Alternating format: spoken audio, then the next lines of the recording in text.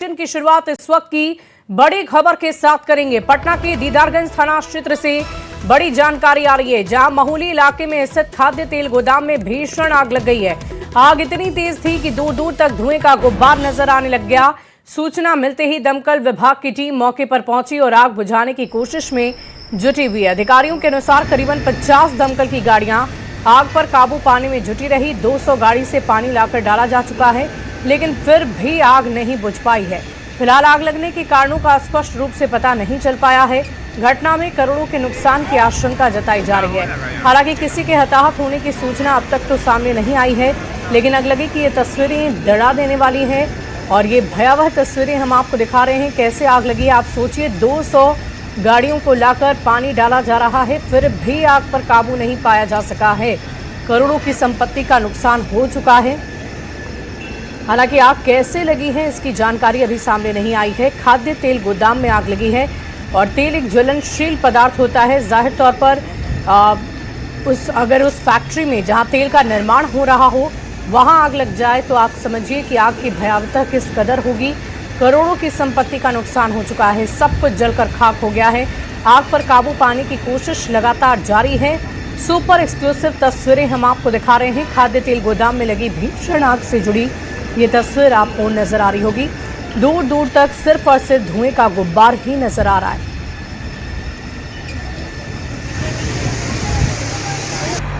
राजधानी पटना के तेल गोदाम में भीषण आग लगी है। रात में ये आग लगी है, बावजूद इसके आग की लपटें अभी भी यहाँ देखी जा सकती है। भीषण आग की जो ये तस्वीर है लोगों को डरा रही है और आग की लपटों पर रात से ही काबू पाने की कोशिश की जा रही है। बावजूद इसके आग कंट्रोल के बाहर यहाँ नजर आ रहा है। देखिए, एक साथ दो यहाँ पर जो कार्रवाई है वो की जा रही है। एक तरफ हाइड्रोलिक मशीन से आग बुझाने की कोशिश की जा रही है, लेकिन हाइड्रोलिक मशीन नाकाफी साबित हो रही है। तो दूसरी तरफ जो गोदाम है उसे आगे से ध्वस्त किया जा रहा है ताकि हाइड्रोलिक मशीन अंदर तक थोड़ी जा सके और आग पर काबू पाया जा सके। अंदर लाखों करोड़ों का जो तेल है, डालडा है, रिफाइनरी है, उसका स्टॉक रखा हुआ था। प्रथम दृष्टया के अनुसार शॉर्ट सर्किट से आग लगी है, ये वजह बताई जा रही है। और दूसरी तरफ देखिए, जो आग की लपटें हैं वो अभी भी यहाँ भयावह नजर आ रही है। कब ये आग लगी? रात 1 बजे। कुछ पता चला है ये कैसे लगी है? नहीं। लाखों करोड़ों का नुकसान है जी। आप ही का गोदाम था ये? चाचा जी का।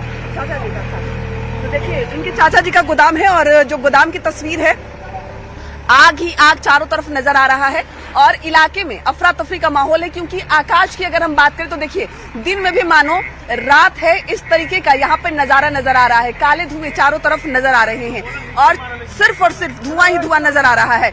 सर, लगातार कोशिश की जा रही है आग पर काबू पाने की। तेल रिफाइनरी के कारण लगता है कि कंट्रोल नहीं हो रहा है। तेल और रिफाइनरी के कारण कंट्रोल नहीं हो पा रहा है ना? हाँ, तेल और वो डालडा है, उसके वजह से वो थोड़ा सा वो समस्या ज्यादा हो रहा है। हाँ। और बाकी ऐसे नियंत्रण में आग है, हम लोग नियंत्रण में किए हुए हैं। कोई जान माल की क्षति नहीं। अभी तोड़ने का निर्णय किया है कि अंदर तक जा सके पानी? हाँ, इसको इसलिए तोड़े ताकि पानी अंदर नहीं जा पा रहा है, इसलिए हम लोग कोशिश कर रहे हैं कि इसको हटा करके पानी से फायर फाइटिंग कर सके। हम सामान तो हमको नहीं लगता है कुछ बचा होगा अंदर जितने देर से? हाँ, नहीं, उसमें डालडा और वो रिफाइन वगैरह है, तो वो तो मैक्सिमम वो बर्बाद हो चुका होगा।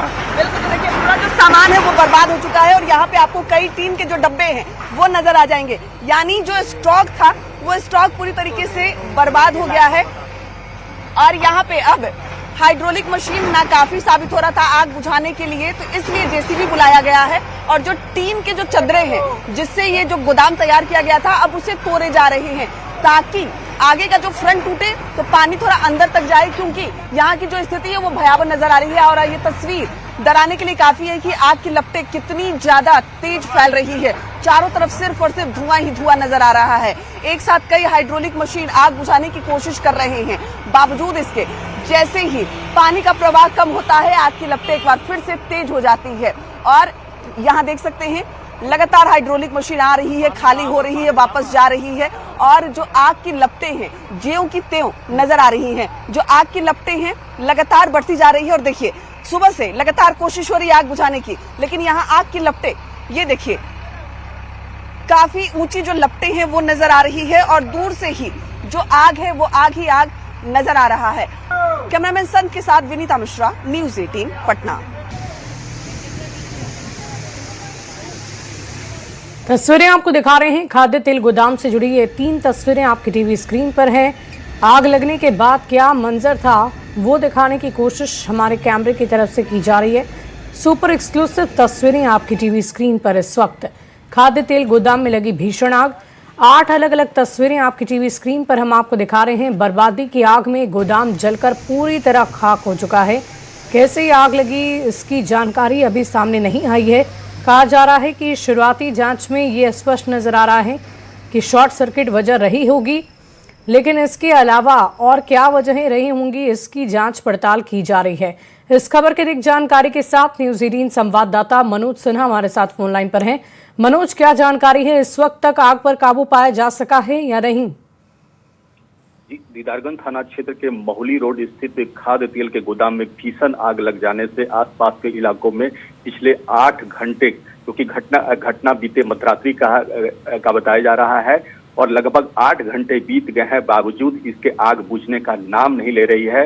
घटना के बाद पुलिस और फायर ब्रिगेड की टीम मौके पर मौजूद है। विभिन्न फायर स्टेशनों से लगभग 3 दर्जन से अधिक दमकल की गाड़ियों को मौके पर बुलाया गया है और पुलिस और फायर ब्रिगेड की टीम आपस में कोऑर्डिनेशन बनाकर आग बुझाने की कवायद में जुटी है। बावजूद इसके अब तक आग पर काबू नहीं पाया जा सका है। चलिए, देखने वाली बात होगी कि आगे कब तक आग पर काबू पाया जा सकता है। आग इतनी भयावह है और तेल ज्वलनशील होता है, इसलिए आग पर काबू पाना मुश्किल हो रहा है। बहुत शुक्रिया मनोज हमारे साथ जुड़ने के लिए। बढ़ते आगे, पूर्व मुख्यमंत्री और विधान परिषद में नेता प्रतिपक्ष राबड़ी देवी को 10 सर्कुलर रोड स्थित आवास खाली करना होगा। आपको बता दें कि उन्हें नया सरकारी आवास अलॉट हुआ है। भवन निर्माण विभाग की ओर से आवास खाली करने को लेकर नोटिस दिया गया है और आज उसका आखिरी दिन है।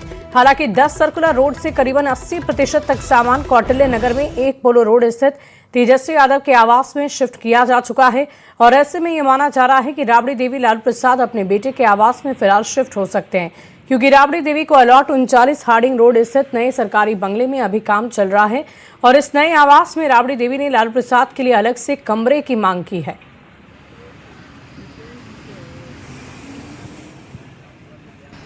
10 सर्कुलर रोड राबड़ी आवास खाली करने का आज अंतिम तारीख है और भवन निर्माण विभाग के तरफ से जो अल्टीमेटम दिया गया 10 सर्कुलर रोड खाली करने का, उसकी आज अंतिम तारीख है और शाम तक ये जो 10 सर्कुलर रोड है राबड़ी आवास, इसे खाली कर देना है और इसे लेकर के लगातार यहाँ से जो तमाम सामान है 10 सर्कुलर रोड से उसे शिफ्ट करने का काम जो है वो लगातार चल रहा है। पिछले 1 सप्ताह से लगातार राबड़ी आवास से 10 सर्कुलर रोड से उनके जो सामान है वो लगातार जो है वो आवास पे शिफ्ट किए जा रहे हैं। सबसे खास बात है कि यहाँ से जो सामान है वो कई जगहों पर शिफ्ट किया जा रहा है। कई सामान जो है वो 1 पोलो रोड जो तेजस्वी आवास है नेता प्रतिपक्ष का, वहाँ पे शिफ्ट किया जा रहा है। वहीं दूसरी ओर जो कौटिल्य नगर स्थित जो आवास है, कौटिल्य नगर स्थित आवास में भी जो है वो सामान जो है वो शिफ्ट किए जा रहे हैं। सबसे खास बात है कि सरकार के तरफ से नेता प्रतिपक्ष विधान परिषद में जो राबड़ी देवी है उन्हें जो आवास दिया गया है वो आवास 39 स्टैंड रोड जो है वहां पे अवस्थित है।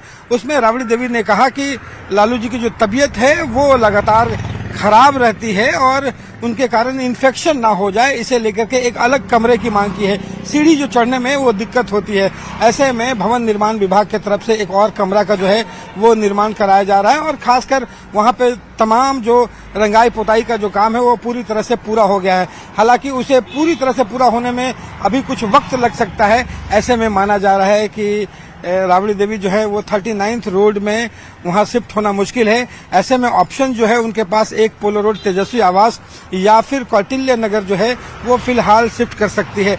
सबसे बड़ा सवाल है कि क्या राबड़ी देवी आज शिफ्ट करती हैं। अगर आज शिफ्ट नहीं करती हैं तो भवन निर्माण विभाग जो है अपने तरफ से एक्शन ले सकता है, फिर से नोटिस जारी कर सकता है या फिर वहां पे जिस तरीके से वो विभागीय जो कार्रवाई है वो कर सकता है। देखना होगा कि आज राबड़ी देवी जो है वो शाम तक वहां तक शिफ्ट करती हैं। इस पर सभी लोगों की नजरें जो हैं वो टिकी हुई है। कैमरा पर्सन दीपक के साथ रवीश नारायण, न्यूज 18 पटना। और देखिए, इस खबर की अधिक जानकारी देंगे न्यूज 18 संवाददाता हमारे साथ रवीश नारायण पटना से 10 सर्कुलर आवास से लाइव इस वक्त जुड़ रहे हैं। रवि, क्या तस्वीरें दिख रही है? आज आखिरी तारीख है, अंतिम तारीख है, तो क्या हलचल नजर आ रही है राबड़ी आवास के बाहर? देखिए, इस 10 सर्कुलर रोड पर जो हलचल है वो तेज है और माना जा रहा है कि आज जो आखिरी तारीख है इसमें राबड़ी देवी जो है अपने 10 सर्कुलर रोड से शिफ्ट हो सकती हैं। अगर तस्वीरें हम आपको यहाँ पे दिखाएं तो देखिए यहाँ पे शिफ्टिंग की जो है वो काम जारी है और पैकिंग के लिए देखिए ये जो शख्स खड़े हैं वो बोरा लेकर के खड़े हैं बड़े मात्रा में कि यहाँ पे जो शिफ्ट किया जा रहा है उसमें पैकिंग की जरूरत पड़ रही है और लगातार जो है वो पैकिंग यहाँ से जारी है। और आपको बता दें कि लगभग 80% से ज्यादा सामान जो है वो 10 सर्कुलर रोड से जो है वो शिफ्ट किया जा चुका है और यहाँ से तमाम सामान जो है वो या तो एक पोलो रोड जो तेजस्वी आवास जो है नेता प्रतिपक्ष के वहां पे शिफ्ट किया गया है या फिर कौटिल्य नगर में जो नया आवास जो बना है वहां पे यह इसे शिफ्ट किया गया है। सबसे बड़ा सवाल यही है कि राबड़ी देवी जो है वो आखिर शिफ्ट करती हैं तो आज कहाँ करती हैं। लगातार बताया जा रहा है कि तेजस्वी यादव चाहते हैं कि पूरा परिवार जो है एक पोलो रोड में एक साथ रहे और ये है, लेकिन दूसरी तरफ जो है वो 39 हार्डिंग रोड जहां पे सरकारी आवास राबड़ी देवी को अलॉट किया गया है वहां पर फिलहाल कोई सामान नहीं गया है। यहां से आपको बता दें कि सरकार वहां पे निर्माण कर रही है तो सरकारी जो सामान है वहां पे फर्नीचर, एसी, तमाम सुविधाएं जो है वो लगाने का काम जारी है और माना जा रहा है कि 1 से 2 दिन और लग सकते हैं उस आवास को पूरा होने में। ऐसे में संभावना जताई जा रही है कि अगर वो पूरा नहीं होता है तो हो सकता है कि राबड़ी देवी को 1-2 दिन का समय और यहाँ से लगे, लेकिन देखना होगा कि जो आवास जो विभाग है, जो भवन निर्माण विभाग है, क्या आज समय सीमा खत्म होने के बाद अगर राबड़ी देवी यहाँ से शिफ्ट नहीं करती है तो क्या एक और नोटिस जारी होता है या फिर कार्रवाई शुरू होती है। लेकिन ये तय माना जा रहा है कि चूंकि सामान सारे चले गए हैं तो माना जा रहा है कि 1 से 2 दिनों में जो है वो राबड़ी देवी जो है वो शिफ्ट कर सकती हैं। और यहाँ पे रवि, लेकिन अगर इस आवास की हम बात करें तो इस आवास से ना जाने कितनी यादें लालू प्रसाद की और राबड़ी देवी की होंगी और एक भावुक पल, एक भावुक क्षण भी इन दोनों के लिए आज होगा इस आवास से निकलकर कहीं और शिफ्ट होना। देखिए, पूरे लालू परिवार के लिए ये 10 सर्कुलर रोड है वो काफी मायने रखता है और यही कारण है कि राबड़ी देवी ने इसे जब पहली बार नोटिस मिला था तो इसे खाली करने से इनकार किया था, क्योंकि सबसे जो खास बात यह है कि 10 सर्कुलर रोड पिछले 30 सालों से है और न सिर्फ यहाँ पे लालू परिवार की बल्कि एक तरीके से कहें कि पूरे आरजेडी जो पार्टी है वो आरजेडी पार्टी की जो पूरी साख है, पूरी जो एक कह लें कि पूरा जो विरासत है वो इस 10 सर्कुलर रोड से है। इसी 10 सर्कुलर रोड में लालू प्रसाद यादव जो है वो केंद्र में मंत्री बनते हैं, रेल मंत्री बनते हैं। इसी आवास से जो है वो तेजस्वी और तेज प्रताप की जो सियासत है वो शुरू होती है। तेजस्वी ने यहीं से राजनीति सीखी, इसी घर में रहते हुए। उसके बाद यहाँ से वो विधायक पहली बार जो बने, तेज प्रताप और तेजस्वी दोनों यहीं से बने, नेता प्रतिपक्ष भी बने, डिप्टी सीएम भी बने। साथ साथ मीसा भारती की जो सियासत है, आज सांसद हैं, उनकी भी जो कैरियर है इस आवाज से शुरू है। तो पूरे लालू परिवार के जो कैरियर है एक ढंग से कहें इन 10 सर्कुलर रोड से उनकी यादें जो हैं वो जुड़ी हुई हैं, जो बचपना है वो भी गुजरा है। और साथ साथ सबसे बड़ी बात है कि जो पूरी पार्टी कि जो एक ढंग की रणनीति जो है वो यही तैयार होती थी। ये वो आवास है, यहाँ से मुख्यमंत्री का जो आवास है बामुश्किल से 50 कदम दूर। और वही वो जो तस्वीरें थी जब नीतीश कुमार वहां से पैदल चलकर 10 सर्कुलर रोड घुसते हैं और एक नया गठबंधन, महागठबंधन का निर्माण होता है और पूरी सियासत जो है वो बिहार की बदल जाती है। तो मुख्यमंत्री आवास और 10 सर्कुलर रोड दोनों अगल बगल रहने के कारण जो है वो कई राजनीतिक घटनाएं जो है यहाँ घटती रही हैं और पूरे परिवार की जो यादें हैं वो इससे जुड़ी हुई है। जी वाकई रवि, एक देखने वाली बात होगी। आज अंतिम तारीख है, एक भावुक पल, एक भावुक क्षण है लालू परिवार के लिए, राष्ट्रीय जनता दल के लिए भी। लेकिन इन सब के बीच आज कब शिफ्टिंग होती है, सामान तो जा चुके हैं, लेकिन राबड़ी देवी और लालू प्रसाद शिफ्ट होकर कहां पहुंचते हैं? क्या तेजस्वी के घर जाएंगे या फिर अपने सरकारी आवास का इंतजार करेंगे? ये सारी बातें अभी भविष्य के गर्भ में। बहुत शुक्रिया रवि हमारे साथ जुड़ने के लिए, तमाम जानकारी के लिए। इस खबर पर नजर बनाकर रखें, हम आपसे फिर जुड़कर पूरी जानकारी लेंगे। तस्वीरें हम आपको दिखा रहे हैं। फिलहाल नए बंगले में काम चल रहा है। राबड़ी देवी आवास का अब पता बदल जाएगा। 10 सर्कुलर रोड स्थित आवास खाली करना है, आज अंतिम तारीख है। और आप देखिए कैसे लगभग अभी हमारे संवाददाता बता रहे थे कि 80% से ज्यादा सामान शिफ्ट किया जा चुका है। जो बचे सामान है उसे आज शिफ्ट किया जा रहा है और आज अंतिम तारीख है। और आज लालू प्रसाद, राबड़ी देवी जब सामान के बाद वो घर से बाहर निकलेंगे, राबड़ी आवास से बाहर निकलेंगे, तो उस दौरान क्या तस्वीर देखने को मिलती है, क्या मंजर होता है और साथ ही साथ वो कहाँ जाते हैं, इन सारी बातें को लेकर अभी फिलहाल हम चर्चा ही कर सकते हैं। देखने वाली बात होगी। 3 अलग अलग तस्वीरें आपको हम दिखा देते हैं। 10 सर्कुलर रोड खाली करने का आज आखिरी दिन, सामान जा रहे हैं, उसकी तस्वीर आप देख रहे हैं। कौटिल्य नगर में तेजस्वी का जहां पर आवास है वहां पर कुछ सामान को शिफ्ट किया गया है और 39 हार्डिंग रोड जो सरकार की तरफ से नया बंगला, नया घर राबड़ी देवी को आवंटित किया गया है, उस घर में फिलहाल काम चल रहा है, रंगाई पुताई की जा रही है, जितने भी सुख सुविधाएं की चीज़ें होती हैं उन्हें लगाया जा रहा है। लेकिन फिलहाल अभी आवास तैयार नहीं है सरकारी, और ऐसे में उम्मीद ये की जा रही है कि तेजस्वी के घर पर ही उनके माता पिता यानी कि लालू प्रसाद और राबड़ी देवी दोनों पहुंचेंगे। बढ़ते आगे, अगली खबर बेगूसराय से आ रही है, जहां साधपुर गांव में पंचायत समिति सदस्य पर मां बेटी समेत 3 महिलाओं के साथ मारपीट का आरोप लगा है। पीड़ित परिवार का कहना है कि मामूली विवाद के बाद पंचायत समिति सदस्य भीषण यादव ने घर में घुसकर लाठी डंडे से हमला कर दिया। आरोप है कि तीनों महिलाओं को घर में बंधक बनाकर जान से मारने तक की धमकी दी गई। इस घटना का वीडियो सामने आ चुका है और पुलिस ने आवेदन मिलने की पुष्टि करते हुए इस मामले की गंभीरता से जांच के बाद कार्रवाई की बात कही है। क्या चीज से मारा था? डंडा से। अच्छा। हाँ, बेटियों को मार लगे, एक रात पहले एक दिन मार लगे, पकड़ कालर पकड़ का मुझ पकड़ चमेटा मार लगे। अच्छा, क्या पंचायत समिति? हाँ, क्या है? पंचायत समिति है। तो क्या हुआ था, क्यों मारा? थूक फेंकने के कारण मारा था। अच्छा, उसके बाद क्या हुआ? उसके बाद बोला घर से निकलेगी तो जान से मार देंगे, जान से मारने का धमकी दे रहा। बोला घर से निकलेगी तो मार देंगे। अच्छा। बाथरूम कहीं भी नहीं जाएगी तुम। क्या दिन से घर में बंद थी तुम? 3 दिन से बंद थे। 112 पे कॉल किया, पुलिस है, उसके प्रशासन के सामने निकले हैं। उस दिन हम घर नहीं गए हैं। अच्छा। 1-2 दिन हो गया, कल भी आज भी दिन बीत गया इधर है। इन लोगों के साथ यही घटना घटी है सर। मैं सामने थी, उनसे हथजोड़िया की, चाचा मत मारिए, जान दीजिए, 2 दिन की जिंदगी क्यों मार झगड़ा आप कर रहे हैं? अच्छा। दिल्ली में जाकर जब भी नहीं माने इतना बड़ा डंडा उठाए ले। पहले मैंने बचाने की कोशिश की और मेरी पतली शरीर है, मैं कितना जान है बचाऊं। बचाते फिर भी मैं आई, चिल्लाने लगे, ले डंटा मारने लगे। फिर धक्का का मुक्का उठा तो हम कहे तू बच, वीडियो बना पहले जल्दी, तू बच। वीडियो बना, इसे हम संभालती रहे। ले लिया मोबाइल, थापा इसे मार के फोड़ दिया। 18,000 का मोबाइल वहीं पड़ी है साहब। बढ़ते आगे, अगली खबर गयाजी से आ रही है, जहां जिले से एक सनसनीखेज मामला सामने आया है। एलएलबी द्वितीय वर्ष की छात्रा की संदिग्ध परिस्थिति में मौत हो गई है। उसका शव झारखंड के चतरा जिले के हंटरगंज थाना क्षेत्र से बरामद हुआ।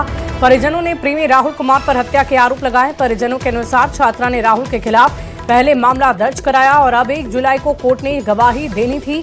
आरोप है कि गवाही से पहले ही उसकी हत्या कर दी गई है। फिलहाल आरोपी मौके से फरार है। पुलिस मामले की तहकीकात में जुटी हुई है। गयाजी से ये बड़ी खबर आपको बता रहे थे। और इसी बीच छपरा से एक और बड़ी खबर का रुख कर लेते हैं। वकील पिता पुत्र हत्याकांड के अहम गवाह पंकज कुमार की गोली मारकर हत्या हो गई है। इस घटना में पंकज का भाई गंभीर रूप से घायल है, जिसे पटना रेफर किया गया है। पंकज कुमार राय बीती रात भोज खाने के लिए निकले थे, जहां से वापस लौटते वक्त अपराधियों ने उनको गोली मार दी। उनकी मौके पर ही दर्दनाक मौत हो गई। ये मामला 2024 से जुड़ा हुआ है। 2024 में मुफस्सिल के दूधिया पुल के पास हुए चर्चित अधिवक्ता राम अयोध्या राय और उनके अधिवक्ता पुत्र सुनील कुमार राय की हत्या कर दी गई थी। बताया जा रहा है कि पंकज पर गवाही न देने का दबाव बनाया जा रहा था, जिसको लेकर उसे पुलिस सुरक्षा दी गई थी। लेकिन पुलिस सुरक्षा के बावजूद अपराधियों ने उसकी हत्या कर दी, जिसके बाद आक्रोशित परिजनों ने जबरदस्त हंगामा शुरू किया है। इस मामले की गंभीरता को देखते हुए पुलिस ने जांच के लिए एसआईटी टीम का गठन भी कर दिया है। आरोपियों की गिरफ्तारी के लिए छापेमारी लगातार जारी है। पीछे बैठा था और आगे उसका भाई, छोटा वाला भाई चला रहा था बाइक, और वो जब आया है मिथौलिया चौक से थोड़ा सा पहले, तो उसके ऊपर अब किस तरह की बात हुई है अब हमारी जानकारी में नहीं है। गोली मारी गई है। पहले तो कोई रंजिश वगैरह था क्या? पहले तो रंजिश चल रहा था, ये गवाही भी चल रहा था। पहले इनके बड़े पिताजी का मर्डर भी हुआ था, बड़े पिताजी का और भाई का, उसमें गवाही भी चल रहा था और आगे भी गवाही भी है। परिवार के लोगों के द्वारा कुछ लोगों को पर शंका किया गया था, उनको पूछताछ हेतु 5-6 लोगों को लाया गया है। रात में छापामारी करके परिजन के द्वारा जो प्राथमिकी अंकित कराई जा रही है उसके अनुसार अग्रतर कार्रवाई किया जाएगा। बढ़ते आगे बेतिया से एक बड़ी खबर आ रही है। ट्रेन से शराब बरामद की गई है। सप्त क्रांति एक्सप्रेस से शराब बरामद हुई है। ट्रेन के पैंट्री कार से शराब मिली है। 62 बोतल शराब के साथ पैंट्री मैनेजर गिरफ्तार हो गया है। आरपीएफ ने नरकटियागंज स्टेशन पर बड़ी कार्रवाई की है। दिल्ली से बिहार आ रही थी शराब की बड़ी खेप। इस वक्त की बड़ी खबर आपको बता रहे हैं बेतिया से।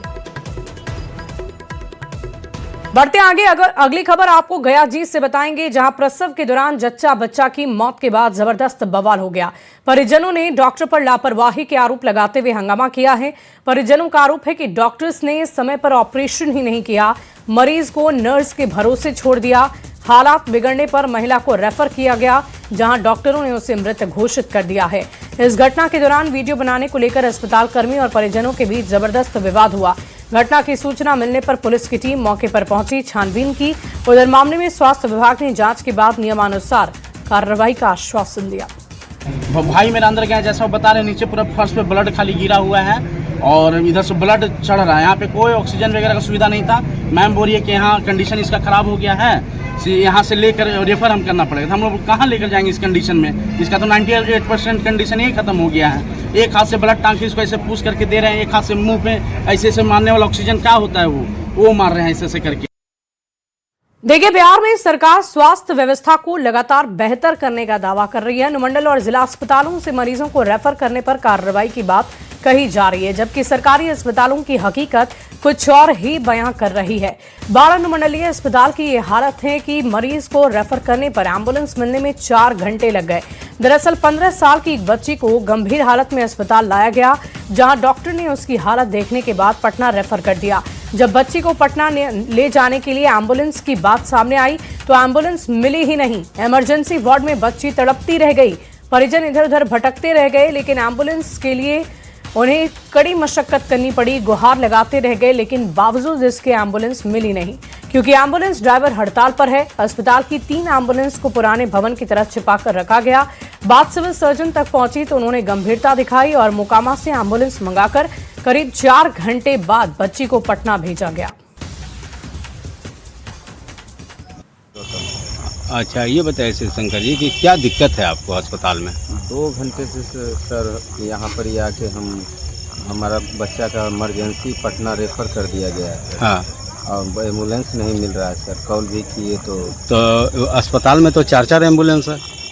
नहीं सर, एक भी एम्बुलेंस नहीं मिला। हम तो कॉल किए 102 पर भी कॉल किए। तो क्या हुआ, नहीं उठाया कोई? नहीं सर, उठा है मगर कहे हैं कि ये अभी समय लगेगा। हाँ, समय लगेगा ऐसे यही बोल रहे हैं। बढ़ते आगे, देखिए, गोपालगंज में मानसून शुरू होने से पहले जहरीले सांपों का कहर बढ़ चुका है। बीते 24 घंटे में अलग अलग जगह पर सांप के डसने से एक महिला की मौत हो गई है, जबकि 5 लोग सदर अस्पताल में भर्ती किए गए हैं। कई लोग जहरीले सांप को पकड़कर अस्पताल भी लेकर आ रहे हैं, जिससे सदर अस्पताल में अफरा तफरी का माहौल हो जा रहा है। सर्पदंश की बढ़ती घटनाओं को लेकर अस्पतालों को अलर्ट करते हुए एंटी स्नैक वेनम इंजेक्शन पर्याप्त मात्रा में रखने के निर्देश दिए गए हैं। और ऐसे में न्यूज 18 भी आपसे यही अपील करता है कि सांप काटने के बाद झाड़ फूंक के चक्कर में बिल्कुल भी ना पड़ें और तुरंत अस्पताल जाकर अपना इलाज जरूर करवाएं। गोपालगंज में गर्मी बढ़ने के साथ ही जहरीले सांपों का कहर भी बढ़ गया है। बीते 24 घंटे में सांप के डसने से एक महिला की मौत हो गई है, जबकि 5 से अधिक लोगों को इस वक्त सदर अस्पताल के इमरजेंसी वार्ड में भर्ती कराया गया। अलग अलग जगहों पर ये घटना हुई है और जो मृतक महिला है उनका नाम निखत परवीन है और ये घटना उसका गांव थाना क्षेत्र के नवादा परसौनी गांव में हुई है, जबकि कई मरीजों को इस वक्त सदर अस्पताल के इमरजेंसी वार्ड में भर्ती कराया गया है। कुछ लोग सांप को लेकर भी अस्पताल में पहुंचे हुए ताकि उनकी पहचान हो सके कि सांप ने डसा हुआ है। बताइए जरा कि ये जो व्यक्ति हैं वो जादवपुर दुखरन पंचायत के रहने वाले हैं और मजदूरी करने के दौरान करीब सांप ने डस लिया। परिवार से भी बात करते हैं। सांप ने डस लिया था, काम कर रहे थे, उसमें घुरघुराई निकला, काट दिया। उसके बाद लेकर आए सदर अस्पताल। कैसे पता चला कि करीब सांप था? जैसे वो 4 उठा रहे थे ना, उसमें देखे कि सांप था, लात पड़ा, वो काट लिया। सांप को मार दिया? हाँ, उसको पकड़े तो रड से मारे, मर भी। हमको सूचना मिली कि सांप काट दिया, ये लोग हॉस्पिटल आए। हमको तुरंत पता चला, हम तुरंत आए। हॉस्पिटल में आते आते तुरंत इन लोगों का इंजेक्शन वगैरह सब पड़ गया है, ठीक ठाक है अभी। डॉक्टर साहब ने बोले हैं कि 2 घंटे रखिए, 2 घंटे के बाद लेके चले जाइए। डॉक्टरों ने झाड़ फूक के चक्कर में और तंत्र मंत्र के चक्कर में नहीं फंसने की अपील किया है। गोविंद कुमार, न्यूज़ 18, गोपालगंज।